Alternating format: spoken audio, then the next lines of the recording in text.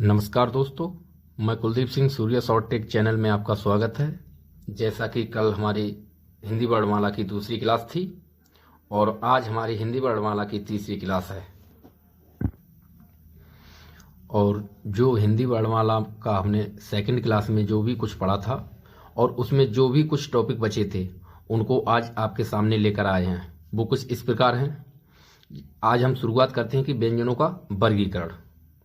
कि व्यंजनों का वर्गीकरण किस किस के आधार पर होता है। जैसे कि स्वर तंत्री के आधार पर व्यंजनों का वर्गीकरण। किसके? स्वर तंत्री। तो स्वर तंत्री के आधार पर व्यंजनों का हम वर्गीकरण करेंगे तो इसमें सबसे पहले एक नंबर पे आता है अघोष व्यंजन। क्या आता है? अघोष व्यंजन।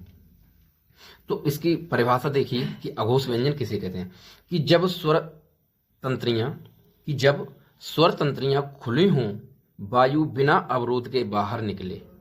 जब स्वर तंत्रियां खुली हों और वायु बिना अवरोध के बाहर निकले तो उसे हम क्या कहते हैं? अघोष व्यंजन कहते हैं। अगला हम जैसे स्पर्श व्यंजन वर्ग के प्रथम तथा द्वितीय वर्ण क्या होते हैं? हमारे अघोष होते हैं। जो भी हमारे 5 वर्ग होते हैं का, चा, टा, ता और पा, तो इसके प्रथम तथा द्वितीय वर्ण प्लस में सा, ये तीनों सा मिला करके और आपके वर्ग के प्रथम और द्वितीय वर्ण क्या होते हैं? अघोष व्यंजन। जैसे का, खा, गा, घा और अणा। ये हमारे ये का वर्ग के हैं। ठीक, इसमें क्या है? ये वाला प्रथम और द्वितीय, सिर्फ ये वाले हमारे क्या रहेंगे? अघोष व्यंजन रहेंगे। ठीक, नेक्स्ट अगला हमारा आता है सघोष व्यंजन। क्या आता है? सघोष व्यंजन। सघोष व्यंजन, इसकी परिभाषा जब वायु के अवरोध से, अवरोध का मतलब यानी कि रुकावट, जो बाधा पैदा करती हो, तो जब वायु के अवरोध से स्वर तंत्रियों में कंपन हो। क्या हो? कंपन, वाइब्रेट जिसे बोलते हैं। ठीक है, तो उसे हम कहते हैं सघोष व्यंजन। इसमें स्पर्श व्यंजन वर्ग के, ये सघोष व्यंजन में देखते हैं कि इसमें स्पर्श व्यंजन, जो स्पर्श व्यंजन है, इसके वर्ग के तीसरे, चौथे और पांचवें वर्ण प्लस या, रा, ला, वा एवं हा, ये सब क्या होते हैं? सघोष व्यंजन होते हैं। जैसे अब तीसरे चौथे, जैसे का, चा, टा, ता, पा, ये 5 वर्ग होते हैं। ठीक, इसी में समझ लीजिए कि का, खा, गा, घा और णा। ठीक, तो इसमें अघोष में बताया था कि पहला और दूसरा क्या है? पहला और दूसरा ये हमारे होते हैं अघोष। क्या होते हैं? अघोष। तीसरा और चौथा ये वाले, ये तीनों यहां से यहां तक, ये तीनों हमारे क्या होते हैं? सघोष। क्या होते हैं? सघोष। और ये पूरे सभी वर्ग के, चाहे वो चा वर्ग हो, चाहे टा वर्ग हो, चाहे ता वर्ग हो, चाहे वो पा वर्ग हो, सभी के प्रथम और द्वितीय पद क्या होते हैं? अघोष होते हैं। और तृतीय और चतुर्थ जो होते हैं, ठीक है, और 5 में वो आपको यार अला हुआ हा बता दिया, ये सब क्या होते हैं? सघोष व्यंजन होते हैं। अगला बात करते हैं प्राणत्व। किसकी? प्राणत्व। कि प्राणत्व के आधार पर व्यंजनों का वर्गीकरण। ठीक है, इसमें सबसे पहले आता है आपका अल्प प्राण। क्या आता है? अल्प प्राण। इसमें प्रत्येक वर्ग का पहला एवं तीसरा तथा पांचवा वर्ण होता है। कौन सा? प्रत्येक वर्ग का पहला एवं तीसरा, ध्यान रखना इस बात को कि अल्प प्राण पहला एवं तीसरा तथा पांचवा वर्ण, ठीक, पहला एवं तीसरा तथा पांचवा वर्ण। जैसे का के बाद क्या आना था? खा, हट गया। उसके बाद क्या आएगा? गा। इधर बता देते हैं आपको, जैसे का, खा, गा, घा और अणा, ये का वर्ग के हैं, ठीक। तो इसमें प्रत्येक वर्ग का पहला एवं तीसरा, पहला ये रहा और तीसरा, देखो पहला, दूसरा, तीसरा, चौथा और पांचवा। प्रत्येक वर्ग का पहला का, तीसरा गा, पांचवा अणा। ये क्या है हमारे? सभी अल्प प्राण। क्या है हमारे? ये अल्प प्राण होते हैं। आगे बात करते हैं महाप्राण। किसकी? महाप्राण की। इसमें प्रत्येक वर्ग का दूसरा तथा चौथा वर्ण, कौन सा? दूसरा तथा चौथा वर्ण हो, उसमें उसे हम क्या कहते हैं? महाप्राण कहते हैं। जैसे खा और घा, ये सभी शब्द क्या हैं?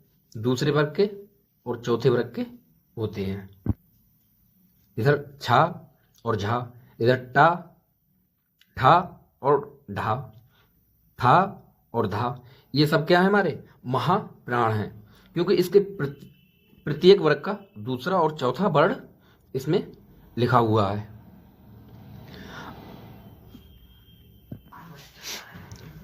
नेक्स्ट टॉपिक की बात करते हैं कि अकारांत, आकारांत, इकारांत, ईकारांत, उकारांत और उकारांत। तो ये जब एग्जाम में आते हैं तो कोई शब्द दे देते हैं, तो कैसे पहचाने कि कौन सा, किसमें अकारांत है, किसमें आकारांत है? तो इसको ट्रिक के साथ देखते हैं। सिर्फ शब्दों को देख करके पता, एक ही बार में पता कर लेते। जैसे किसी भी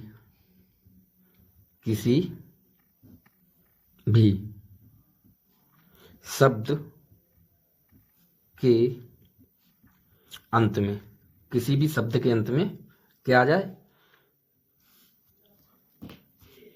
आ जाए। क्या आ जाए? आ। तो ये क्या हुआ हमारा? अकारांत। बात करते हैं आकारांत की। तो किसी भी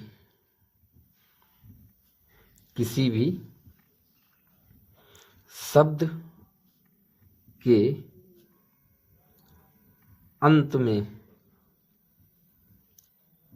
क्या आ जाए? आ, बड़ा आ, तो इसे क्या कहेंगे? आकारांत।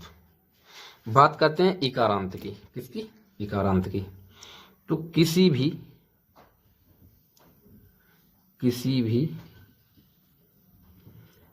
शब्द के अंत में, किसी भी शब्द के अंत में अगर आपको कहीं भी छोटी ई देखने को मिल जाए तो समझ लेना वो क्या है? हमारा ईकारांत है। और बात करते हैं ईकारांत। यह है इकारांत और यह है ईकारांत।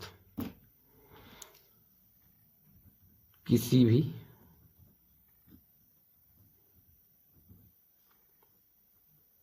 शब्द के अंत में क्या देखने को मिल जाए? बड़ी, क्या है? बड़ी ई। तो ये हमारा होगा ईकारांत। बात करते हैं उकारांत की। किसकी? उकारांत की। तो सेम वही पोजीशन इसकी भी है कि किसी भी शब्द के अंत में क्या आ जाए? हमारा छोटा ऊ। तो ये क्या होगा? उकारांत। और उकारांत किसी भी शब्द के अंत में क्या आ जाए? बड़ा ऊ। तो ये हमारा उकारांत होगा। और अगले टॉपिक, लास्ट टॉपिक की बात करते हैं कि विराम चिन्ह क्या है हमारा, विराम चिन्ह। तो श्री कामता प्रसाद जी के द्वारा विराम चिन्हों की संख्या कुल कितनी बताई गई है हमारी, 20। विराम चिन्ह जो हमारे होते हैं कुल संख्या हमारी 20 होती है। पहला होता है हमारा अल्प विराम, तो अल्प विराम, दूसरा अर्ध विराम, पहले इनको देख लीजिए। फिर होता है हमारा पूर्ण विराम, प्रश्न चिन्ह, आश्चर्य चिन्ह, संयोजक, कोष्टक, अवतरण, अपूर्ण विराम, विवरण, पुनरुक्ति सूचक, लाघव, लोप पद, लोप और पाद, दीर्घ उच्चारण, पादबिंदु, हंस पद, टीका सूचक, तुल्यता सूचक और समाप्ति सूचक। अल्प विराम, जब हम किसी वाक्य को लिखते हैं उसके लिए हम थोड़ा सा रुकते हैं और फिर हम आगे बढ़ते हैं, उसके लिए हमारा होता है अल्प विराम। और अर्ध विराम, जब किसी वाक्य को लिखते समय कुछ थोड़ा इससे अल्प विराम से थोड़ा समय लेते हैं तो होता है हमारा अर्ध विराम। पूर्ण विराम, वहाँ जब हमारे पास कोई वाक्य शब्द नहीं रहते हैं, हम निःशब्द हो जाते हैं, तो वहाँ पर हो जाता है हमारा पूर्ण विराम। बात करते हैं प्रश्न चिन्ह की।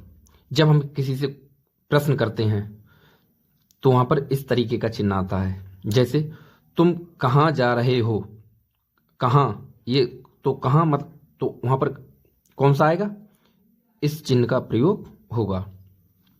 आश्चर्य चिन्ह, इसको ही हम बोलते हैं विस्मयबोधक चिन्ह। संयोजक, संयोजक का मतलब होता है जोड़ना, किसी, जब दो शब्द किसी चीज को जोड़ रहे हों, कोई उसमें रिलेशन बताया जा रहा हो। अगला है हमारा कोष्टक। कोष्टक, ये होता है हमारा छोटा कोष्टक, ये बड़ा कोष्टक और ये होता है हमारा मझला कोष्टक। इसी प्रकार से ये अवतरण है।